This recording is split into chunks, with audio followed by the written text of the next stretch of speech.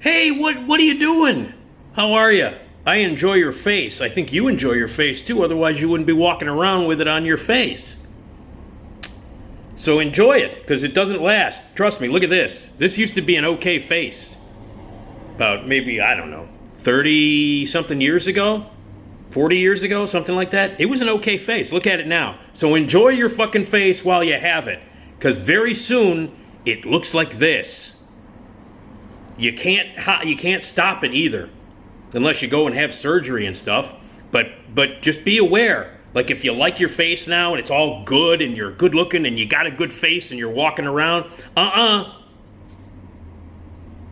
it's gonna look like this pretty soon. I don't mean to bum you out or anything, but yeah, that's what's gonna happen to your face. How you doing? I'm Nick Digilio. Check me out on YouTube, which I think you're doing now. I have well over 150 videos that date back for months and months and months. Scroll down, check them out. There's stories and music talk and TV talk and book talk and movies and movie reviews and interesting behind-the-theme theater stories and all that stuff. Lots of stuff there. Lots of movie reviews as well. So please check them out. Subscribe, like, tell your friends, comment, all that shit. YouTube. More importantly, go to Patreon. Go to my Patreon page and donate. Because all the stuff that I do, all the videos that I cut, the stories that I tell, the podcasts that I host, it's all free. So in order to help out, here's what you should do. Be a good human. Patreon.com/NickDShow. You pick a tier, you become a patron, you donate a little dough every month, and you get bonus videos and content that nobody else can get, including behind-the-scenes stories of what happened at WGN and other exclusive videos that nobody gets unless you donate, and you'll be helping out. All this content that I'm giving you, it's all free. Videos, all that stuff, podcasts, it's all free. So if you want to be cool about it and be a really good human, you give back. Patreon.com/NickDShow. Patreon.com/NickDShow. My podcast is the Nick D Podcast on the greatest podcast network ever, the Radio Misfits. Check out RadioMisfits.com or wherever you get your podcast. Every Tuesday, Friday, brand new episodes. Okay, movie reviews. I do that all the time. Here, Patreon, and on my podcast. And a big horror film is opening this week on June 24th. And it is called The Black Phone. Ooh. Okay, so you know that I'm a big horror film fan. If you know me at all, if you've watched the videos or listened to me for the 9 million years I've been reviewing movies and being a host at Flashback Weekend, which, by the way, you should check out. Flashback Horror Convention, flashbackweekend.com. August 5th through the 7th, Hyatt Regency O'Hare. Freddie himself is going to be there. Robert Englund, Heather Langenkamp. The girls from Night of the Comet are going to be there. Director Steve Miner, who did H2O on Friday the 13th, Part 3. And also a bunch of other amazing guests. Robert Carradine, Alex Winter, PJ Souls from Halloween is going to be there. I will be there hosting a whole bunch of screenings and doing Q&As with the celebrities. And I will be doing a live recording of my podcast from the stage at the convention. Flashbackweekend.com. I'm going to be there all weekend. Let's hang out. Let's talk. Be a part of the podcast. You'll be in the audience while I'm recording my episode for the podcast. Anyway, you know I love horror movies, and The Black Phone is the latest. It stars Ethan Hawke and a whole bunch of younger actors and actresses, kids, who are the main stars of the movie, and is directed by Scott Derrickson. Scott Derrickson. Scott Derrickson has directed some horror movies like Deliver Me from Evil. He also did Sinister, the first Sinister. He also directed Doctor Strange, the first Doctor Strange MCU bullshit. He directed that, and he directed The Last Exorcism of Emily Rose. So the guy has done shorts, and he's been a part of the horror genre for a while. And it is the screenplay is co-written by him and another guy, and it is based on a short story by Joe Hill. If you don't know who Joe Hill is, he's Stephen King's son. He's an author of himself. He's written novels and short stories and screenplays in the horror genre. In the genre that his dad made incredibly famous, and he made a lot of money writing books and stuff like that. The horror genre, horror novel, horror short story, completely synonymous with Stephen King. Well, Joe Hill is his son, and this movie, The Black Phone, is based on one of Joe Hill's stories. So, let me tell you about it before I tell you the many fucking issues I have with it. And let me just tell you the plot. It takes place in 1978. And I think it takes place in 1978. I don't think Joe Hill was born in 1978. If he was an infant. He was a young. I don't even think he was born. But if he was a zygote at that point. I didn't look up Joe Hill's stats. Maybe you have. I don't know. But if he was around in 1978, he was a goddamn toddler at the oldest. So anyway, it takes place in 1978. I think simply because you can't do a movie with a phone, like a rotary dial phone, and it doesn't take place in like 1978. So anyway, it takes place in 1978, and there is a rash of missing children that are happening. There is this dude driving around in a van, a creepy dude driving around in a van with a bunch of black balloons, grabbing kids off the street. They call him the grabber. He's the grabber, and it's about a bunch of kids have disappeared. They're missing, and the idea is that they've been taken away in this dark, crazy van by this weirdo with black balloons who kidnaps the kids, and now they haven't been heard from. They might be dead. They might be kept somewhere. But anyway, the grabber is out there. He's got black balloons. He wears funny, weird masks, and he kidnaps kids and does something to them.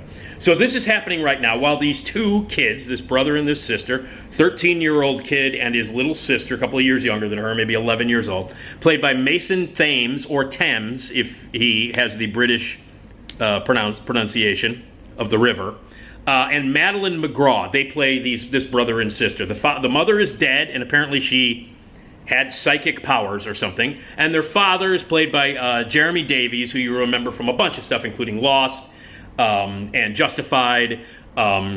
Way back when, he was the star of Spanking the Monkey years and years ago. He's been in a bunch of stuff. He was in Saving Private Ryan. He's been in a bunch of shit. Anyway, he plays their no-good, alcoholic, abusive father. So the mother's dead, and this 13-year-old kid and his little sister live in this horrible situation with, first of all, it's 1978, so that's a horrible situation already. And their father is a raging alcoholic who beats the shit out of them with belts and straps and beats the shit out of them.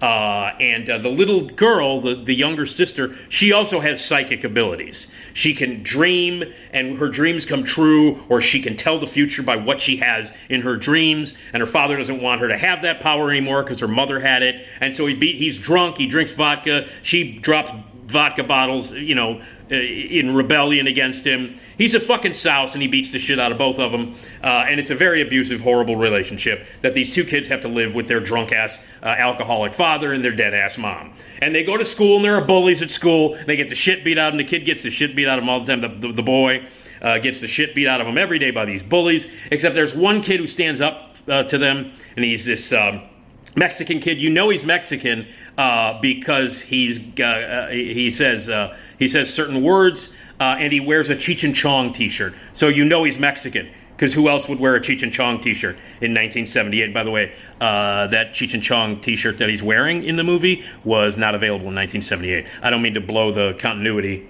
or anything, but there's a lot of issues with accuracy in terms of when this movie takes place. But anyway, this kid sticks up for him, beats up the bullies, and all this other shit.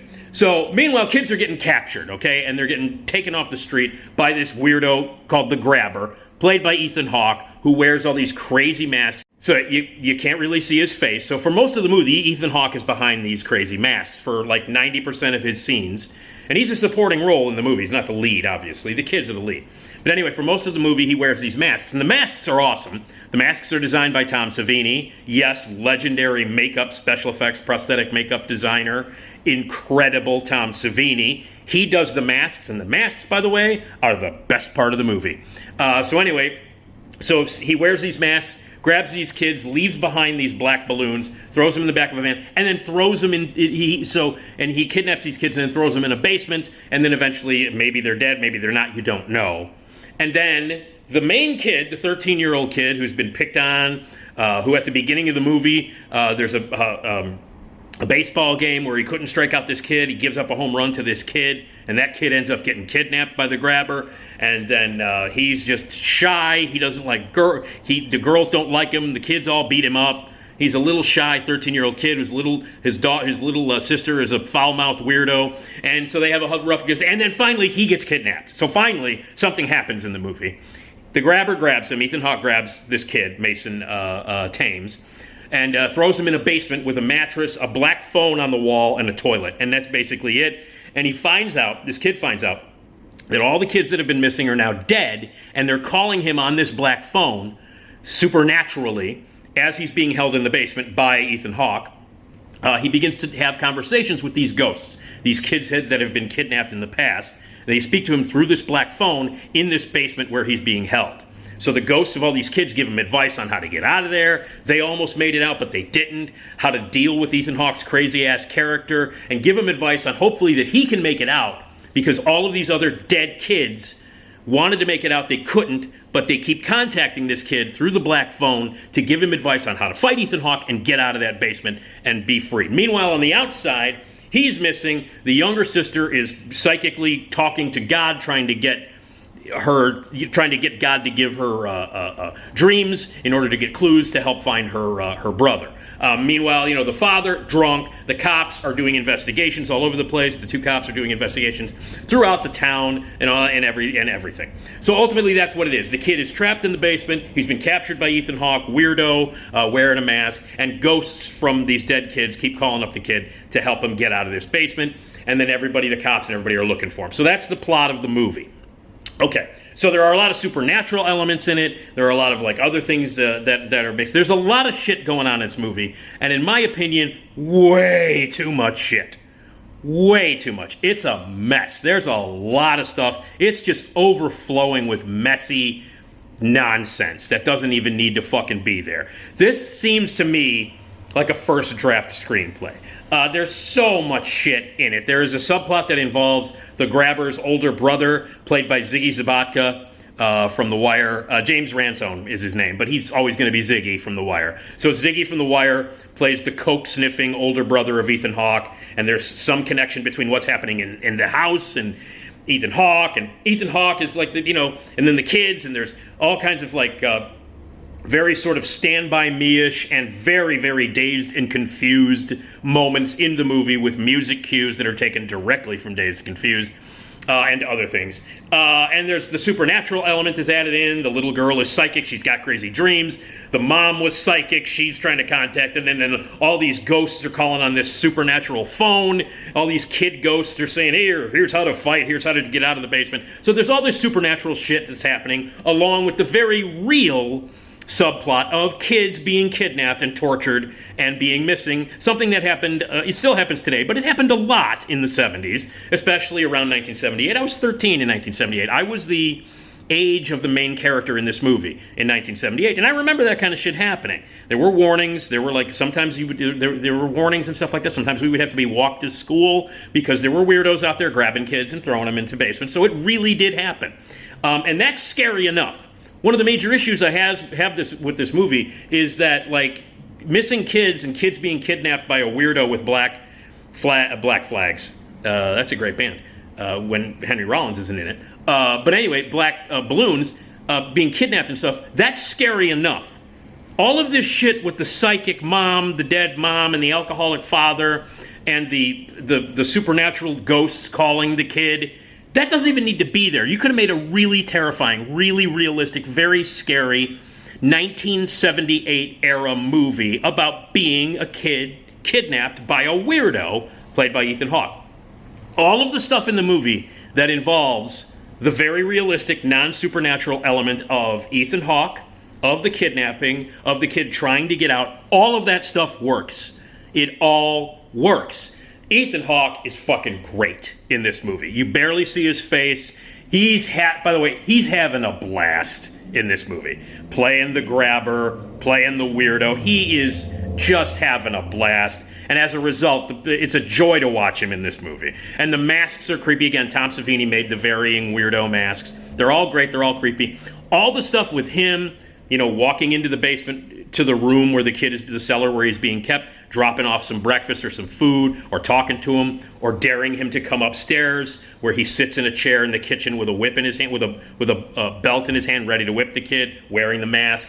All of that stuff, all of that very realistic, very scary stuff about the very real possibility of kids going missing and being kidnapped by psychos, all of it works. It all works. The supernatural stuff, not so much. The ghost stuff on the phone where the kid is talking to all the dead victims of the grabber, Some of that stuff is effective. Symbolically, it's supposed to mean something where the kid's taking revenge on the adults and all that stuff. The little sister, although she's terrific, the actress again is Madeline McGraw. She's terrific. But the whole subplot about her and the psychic and the dream and all that stuff, that doesn't work. The alcoholic father, by the way, Jeremy Davies, who I think is a good actor and has done some really good stuff in the past, is fucking embarrassingly bad in this movie as the drunk father. Embarrassingly bad. And it doesn't help that the shit that's written is as cliched and over the top and as, like, been done a million times. The drunk father with the belt, 70s drunk father. It's been done a million times. It's not effective. It's silly. And there are a couple of scenes that are almost laughably over the top bad in terms of, like, I'm a drunk father and I'm gonna beat you. It's all fuck off. And the cop stuff is ridiculous. The two cops are playing the most generic, cliched cops, doing this thing. The only, the stuff that involves Ziggy from The Wire is great. He's hilarious and very funny as the weird brother of Ethan Hawke, who doesn't quite know what's going on with the grabber stuff. And then, so there it goes. So all the stuff involving the kidnapping is suspenseful and really well done and creepy. There are other things in the movie that work and other things that don't. The cinematography is really, really good. The editing is well done. There are certain scenes that Derrickson builds up the suspense really nicely. The guy does have a knack for suspense. I didn't like Sinister. Sinister was one of the many unscary mid-2000 fucking PG-13 ghost Blumhouse movies. And by the way, don't let... I am recommending this movie. I know it doesn't sound like I am, but I am recommending because there's enough good stuff in it. It's like a 2.5 borderline 3-star movie. This movie, The Black Phone. It's not great by any fucking stretch of the imagination. There are glaring issues with it and lots of problems, and it's a fucking mess. But there's enough great stuff in it where I'm recommending it. Ethan Hawke is great. The kids are great. Mason Thames is fantastic in the lead. Great young actor. Madeline McGraw is terrific as the daughter. And again, Ziggy from The Wire is great. So on that level, I'm recommending it. But there's so much stuff in this movie that doesn't work and didn't have to be in there. Could have been cut. A lot of this shit could have just been cut. Now, Derrickson does direct some of it very well. I'm a huge fan of Exorcism of Emily Rose. That was basically his first big movie out of the gate. And it was like a combination of The Exorcist and an episode of Law and Order. And I really liked that movie. I think it worked on all the levels. It was scary. Jennifer Carpenter gave a remarkable, beautiful, intense physical performance as Emily Rose. So I still think that the best thing the guy ever directed was The Exorcism of Emily Rose. He's never topped it, and he doesn't top it here. But he does direct scenes very well. He's good with the camera. The editing is good. Some of the scenes build up really nicely to nice payoffs. And there's some humor in it that pays off as well. Another thing that I liked about the movie, I liked the portrayal of kids in 1978. The kids drop F-bombs. The kids say fuck in this movie. It does not pull away from that. I was 13 in 1978. When you got into an after-school fight, you got into a fucking fight. In this movie, the after-school fights involve blood. They involve kids beating the fuck out of each other, kicking each other, hitting each other with whatever they could, punching each other repeatedly into the face until broken noses or blood piles out. That's real. That's what I grew up with in the city of Chicago, not very far from Wrigley Field. A schoolyard fight was a fight. It wasn't like, in 1978, you beat the shit out of the other person. And in 1978, kids said, fuck you. And they said, suck my dick. And they said, eat my shit. And that's how the kids in this movie talk. So you might go, oh no, no, sorry to blow it for you, but in 1978, and probably today too, maybe not as much, but in 1978, I was 13, I said fuck every 3 seconds. Kids were smacking each other in the mouth, kids were saying horrible things to one another, they were doing very cruel things to one another. That's the most realistic part of the movie. So the kids talking in hard R language is abundant in this movie. And people laughed uncomfortably in it, but to me it felt like the most authentic thing in the fucking movie. So kids beat the shit out of each other, they hated each other, they were very cruel to each other, and they dropped the F-bomb every other word. And that's how they talk in this movie, and it's the best part of the movie, and it's the most realistic part of the movie. Period. If you don't, if you weren't around in 1978, if you weren't 13 like I was in 1978, you might find it all shocking. Nope, documentary. So that stuff is all strong. The kids are good. The byplay between the kids are good. Now, soon as the movie opens, it starts with a Little League game where the kid, the main character, tries to strike out this Asian kid who hits a home run off of him, and then they play free ride right off the top of the Edgar Winter. They play free ride. And I don't know if you remember this, but there's a scene in Dazed and Confused where there is a baseball scene where the main character is a pitcher. They have a scene with the baseball. They have a scene at the baseball little league scene, and then Free Ride is your next music cue. So Derrickson, I don't know if it's an homage, but it's a blatant ripoff of Dazed and Confused. There are many scenes that go back. The 70s, by the way, the 70s song cues in this movie are ridiculous. They don't work. They're forced. They echo other better movies like Dazed and Confused. There's a pinball scene, a flashback scene where one of the kids that's been kidnapped and killed, there's a flashback to him playing a pinball game. He beats the shit out of some kid in a 7-Eleven for playing that. The music cues in that are taken directly from Dazed and Confused. And there are other tributes to other movies. There's some of the things that I liked about it was that there were tributes to other movies, very subtle. There's a little phantasm in this movie, which I like. There's a fireside chat that a young kid has with the person, their guardian, that was shot almost exclusively like Phantasm. And there are tributes to other older sort of 70s and early 80s horror films. And that I like. There were little homages and tributes sprinkled throughout the movie. But again, all the supernatural shit does not work. It's all silly. It's all stupid. Every song cue is ripped off from another movie, mostly from Dazed and Confused. And Dazed and Confused, you can't rip off Dazed and Confused because it's obvious, it's stupid, and Dazed and Confused is one of the greatest movies ever made. And nobody will ever do 70s music cues better than Richard Linklater did in Dazed and Confused. Don't even try it, Mr. Derrickson, in this goddamn Black Phone movie. Now, I will say this. There is a sequence late in the movie that is edited and choreographed and put together to On the Run by Pink Floyd from Dark Side of the Moon. That was cool. The use of that part of Dark Side of the Moon, On the Run from Dark Side of the Moon. There's a long edited sequence that's put together to On the Run from Dark Side of the Moon by Floyd. That was cool. That was a very good use of it. And then ultimately, it all builds up to this big climax and blah, blah, blah. Okay, so here's the reason I'm going to recommend it. And it's just barely a recommendation. If you don't go see it, you will not miss anything. If you wait to see this on cable or streaming months from now, there's no fucking urgency to go out and see The Black Phone at all. But there are things in it that are good. Ethan Hawke is fantastic. Ziggy from The Wire is fantastic. There are some very scary and intense scenes in the realistic portion of the movie. The supernatural stuff, silly, there's too much of it, it goes too far. And Joe Hill, now if you didn't know who Joe Hill was, if you didn't know that he was Stephen King's son, you would see this, based on this story, and you would go, wow, this is a total ripoff of Stephen King. Well, apparently it's okay, since Joe Hill is his son, but this is a total ripoff of his dad's work. Okay, and I understand that. And sometimes everybody says the apple doesn't fall far from the tree. Well, the apple's still on the fucking tree here. The apple did not fall off the tree. The apple didn't even fall near the tree or roll away from the tree. The apple is still clinging to that fucking tree. And Joe Hill is still clinging to his dad because it's not just tributes to Stephen King, which there are a ton of in this movie.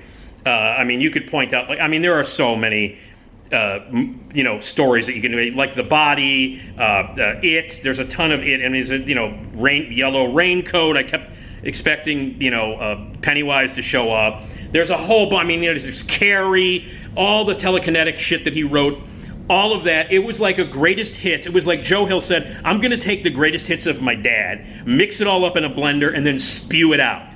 And I guess he can get away with it because he's Stephen King's son. So I guess people give him a pass. They're like, oh, he's Stephen King's son. It's a salute to his dad. But I'm telling you right now, if this movie were not written by Joe Hill and it were written just by some schmo who had no connection at all to Stephen King, people would come out of the woodwork and scream about how much this is a Stephen King ripoff. But this kid gets a pass because his fucking dad is Stephen King. So the apple did not fall far from the tree. The apple is still in the tree, hanging on, totally aping his dad. So I don't give a fuck if he is his son. It's a ripoff of Stephen King, and a not very creative and not even remotely original ripoff of Stephen King. He just takes all the shit that his dad did, threw it all into one story, and they made a movie out of it. Sorry, just because you're related to the dude, it does not give you a pass on being completely, horribly unoriginal. And all of the shit that he took from Stephen King, he throws in willy-nilly, and that's why the movie is a mess. That's why it's overcrowded. All of the shit that he felt he needed to put in there, because it's Stephen King, because he's Stephen King's dad, or son, that's what makes the movie bad. That's what makes the movie, the worst part of the movie are the incredible amounts of unnecessary, messy plot points and homages and shit from other Stephen King. Keep it to the story about the kid being kidnapped with the creepy grabber and the Ethan Hawke stuff. You got a really intense, scary movie. So about a third of this movie is very intense and very scary and very well executed. The rest of it is either a complete Stephen King ripoff or an absolute mess or silly at its best. So, overall, I'm kind of recommending it, okay? If you're in the mood for a horror movie, I guess you can do worse right now. I don't think there are any horror movies in theaters right now. It's certainly fucking better than Elvis. Let me just say that. If you were like, I wonder if I should see Baz Luhrmann's Elvis or if I should see The Black Phone. The Black Phone, by far. Because the Baz Luhrmann's Elvis is an affront to humanity and one of the fucking worst movies I've ever seen. So if you're choosing this weekend between Elvis and The Black Phone, as flawed and not great as it is so much better. Night and day between Elvis.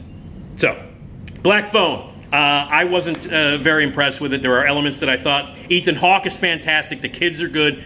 Tom Savini's masks are amazing. And when it's not ripping off Stephen King and being really messy, it's okay.